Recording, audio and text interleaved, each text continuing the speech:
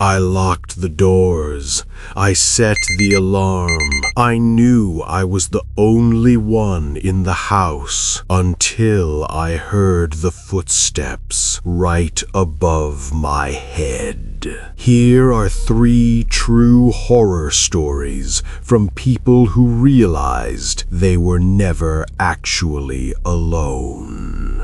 This story is from a college student named Emily. She's 21 and goes to school in Boston. Last summer, she was house-sitting for her aunt and uncle while they were on vacation in Europe. 2 weeks.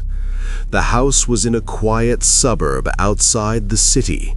3 bedrooms, finished basement, big backyard.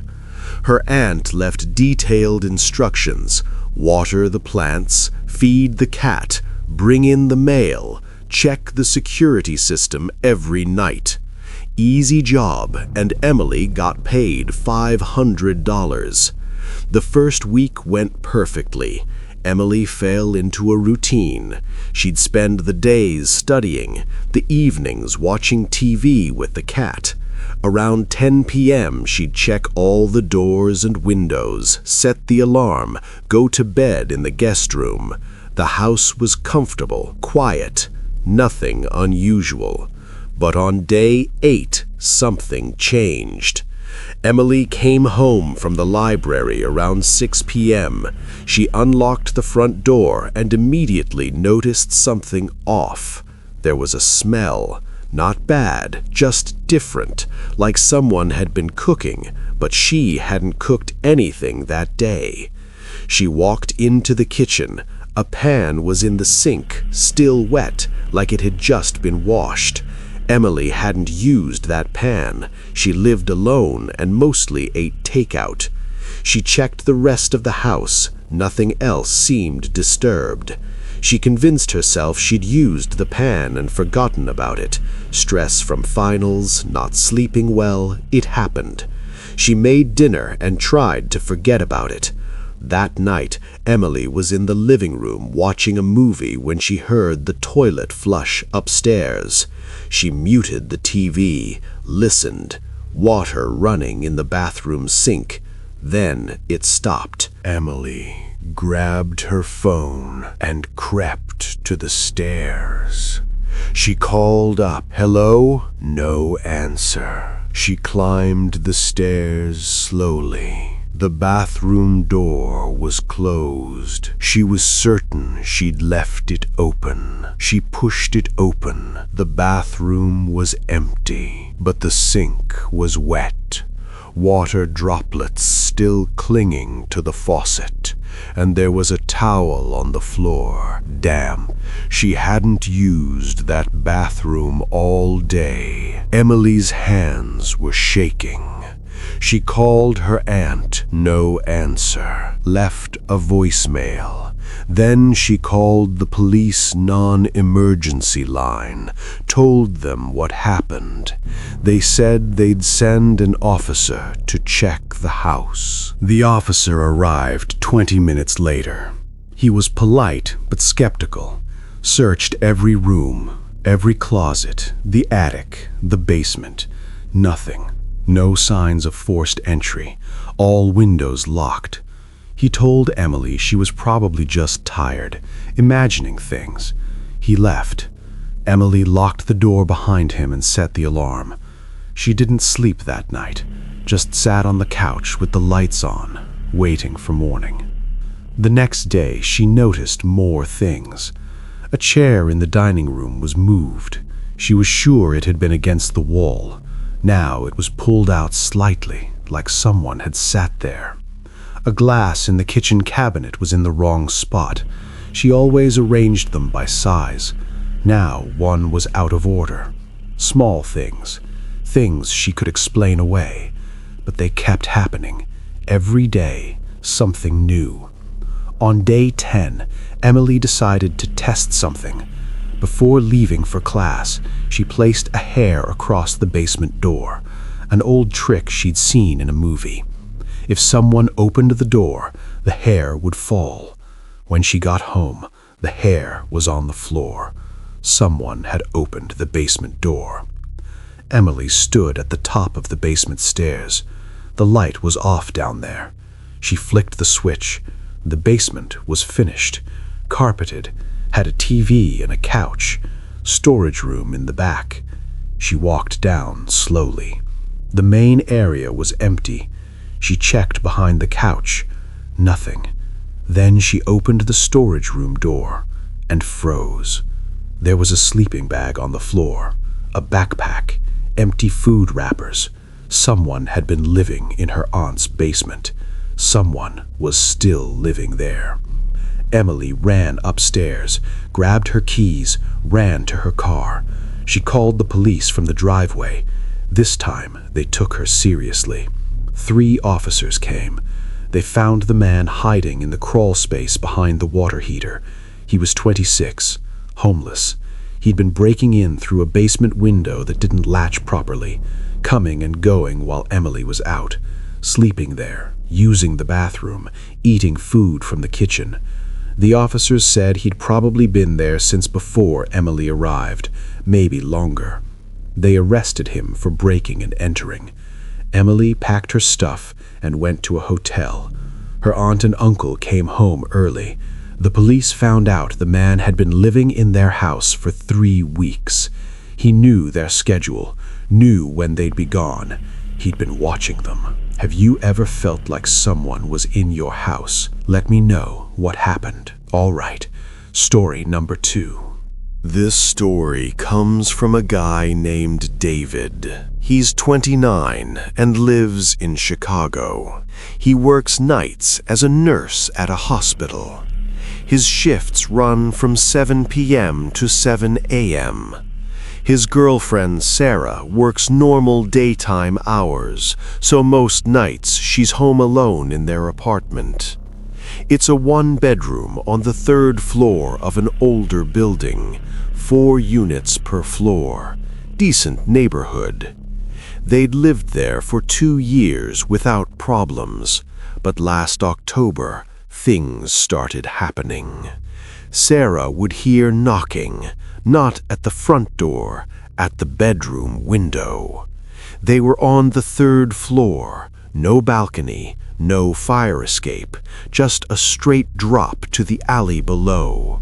But she'd hear 3 knocks, always around midnight, always the same pattern. Knock, knock, knock. She'd look out the window, nothing there. She mentioned it to David. He checked the outside of the building. No way someone could reach that window without a ladder. He told her it was probably the building settling, old pipes. She wanted to believe him. Then Sarah started noticing the smell, a cologne, heavy, masculine, not David's brand. It would appear randomly, in the living room, in the bathroom, in the hallway, like someone wearing too much cologne had just walked past. She'd mention it to David when he got home in the morning. He couldn't smell anything, told her to check for a gas leak. She called the building super. He checked. No gas leak, no explanation. The smell kept coming back, always when she was alone, always at night. One night, Sarah was watching TV around 11 p.m. David was at work. She heard the knocking again, 3 knocks on the bedroom window. She muted the TV, waited. Then she heard something new, the sound of the front door unlocking, the deadbolt sliding, the chain rattling, but the door didn't open. Sarah jumped up and ran to the door. It was still locked, deadbolt engaged, chain on, nobody there. She looked through the peephole, empty hallway. Her heart was racing. She called David. He told her to call the police. She did. 2 officers came to check the apartment. They found nothing. Checked all the locks, checked the windows. Everything was secure. They said sometimes old buildings make noises that sound like locks turning, pipes settling, They left. Sarah didn't sleep. She sat on the couch with a knife from the kitchen. At 3 a.m., she heard footsteps in the apartment, walking from the bedroom to the bathroom. She could hear each step, heavy, deliberate, but when she looked, no one was there. The bathroom was empty. The bedroom was empty. She was alone. The next morning, when David got home, Sarah was sitting in the same spot, holding the knife. She told him everything. He believed her. They decided to set up a camera. David bought a basic security camera and pointed it at the living room and front door. They could watch the feed on their phones. That night, David went to work. Sarah watched the camera feed on her phone. Around midnight, the knocking started. 3 knocks on the bedroom window. Sarah watched the camera. The living room was empty. Then she saw it. The front door. The handle turned, slowly, all the way down, but the door didn't open. The deadbolt held it. Sarah called David. He called the police while staying on the phone with her. This time, when the officers came, they checked the hallway cameras. The building had cameras at each end of every floor. They pulled the footage. At 11:58 p.m., a man walked up to their door. He stood there for 2 minutes, just staring at the door. Then he tried the handle. When it didn't open, he walked away. The officers got a clear image of his face. They ran it through their system. The man lived in the building, 4th floor, Unit 4C, right above them. The police went upstairs and arrested him, searched his apartment. They found photos, hundreds of photos, of Sarah, taken through the bedroom window. He'd been using a drone, flying it up to their 3rd floor window, taking pictures of her while she slept, while she changed clothes, while she was alone. He had a collection of her schedule, notes about when David worked, when she was alone, the cologne smell. He'd been spraying it in the hallway outside their door, the knocking, the drone hitting the window. He'd been planning something. The police found rope, duct tape, a knife. They wouldn't tell Sarah what he was planning, just that she was lucky. Have you ever had a neighbor who gave you bad vibes? Trust your gut. If you're enjoying these stories, hit the like button. All right, final story. This last story is from a woman named Rachel. She's 34 and lives in Portland. Last year, her father passed away. Her mother had died 5 years earlier. Rachel was an only child. She inherited the house she grew up in, a 2-story colonial in the suburbs. She hadn't been inside since her mother's funeral. Too many memories, too much pain. But now she had to go back, clean it out, decide whether to sell it or rent it. She drove down on a Saturday in November, arrived around noon. The house looked smaller than she remembered. The lawn was overgrown, paint was peeling, but it was still her childhood home. Rachel unlocked the front door and stepped inside. The air was stale. Dust covered everything, but otherwise the house looked exactly like it did when her parents were alive. Same furniture, same photos on the walls, like they'd just stepped out and never came back.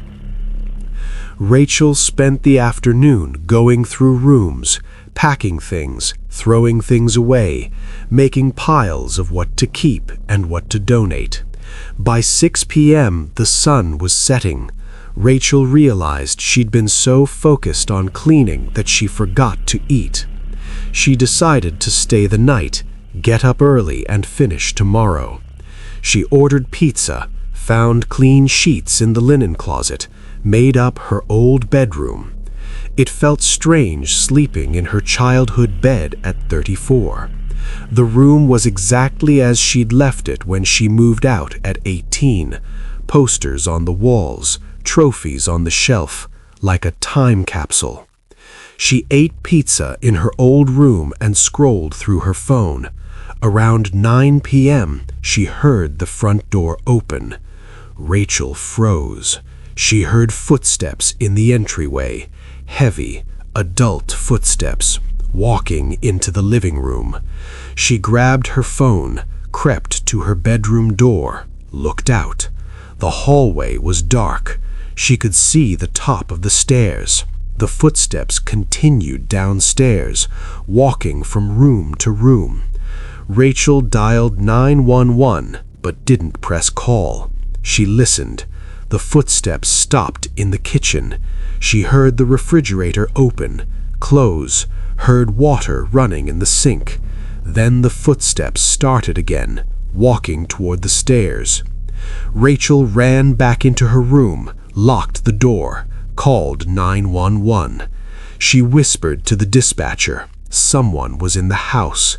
The dispatcher told her to stay in the room, keep the door locked. Police were on the way.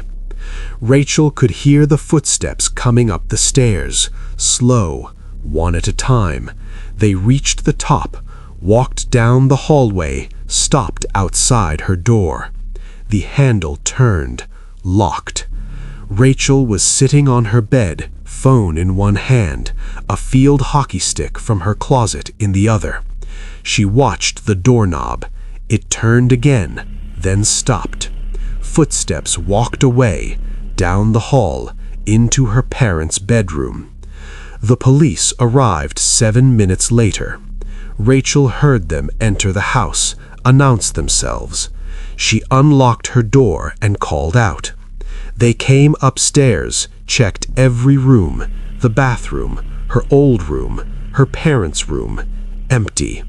They searched the whole house, checked closets, the basement, the attic. No one there.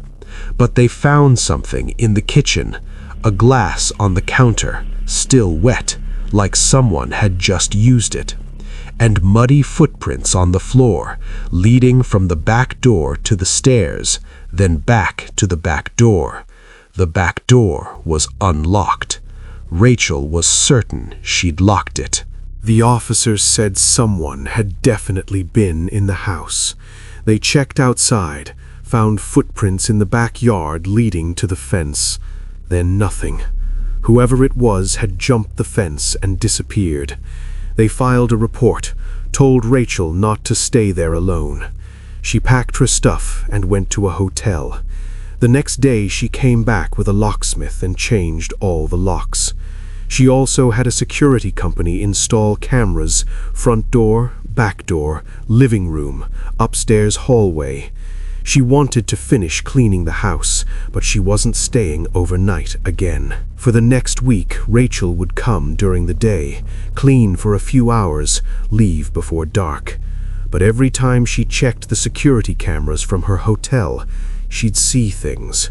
Doors opening by themselves, lights turning on in empty rooms, and always around 9 p.m., footsteps on the audio, walking through the house. She showed the footage to the police. They came back, searched again. Nothing. No one was ever there when they checked.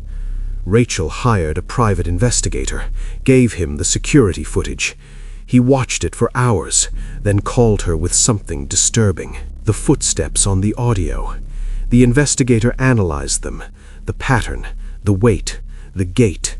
He compared them to videos Rachel had of her father from before he died. The footsteps matched. Same walking pattern, same weight distribution, same pace. Rachel felt sick. The investigator had another theory. He checked property records, mortgage documents. He found something.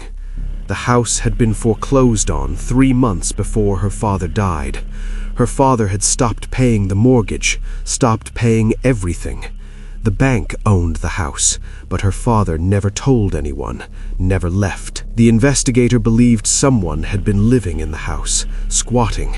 They knew the house was in foreclosure, knew it was empty after her father died. They'd been coming and going for months, maybe longer. But here's what made Rachel's blood run cold. The investigator checked the dates on the security footage, the footsteps, the doors, the lights. They all happened at exactly 9:07 p.m. every night, same time. That was the exact time her father died. The hospital had recorded it, 9:07 p.m. Rachel sold the house the next week. She's never been back. That's it for tonight. 3 people who thought they were alone, but weren't. Lock your doors, check your windows, and subscribe to SpookFeed for more stories that'll make you sleep with the lights on. Stay safe in there.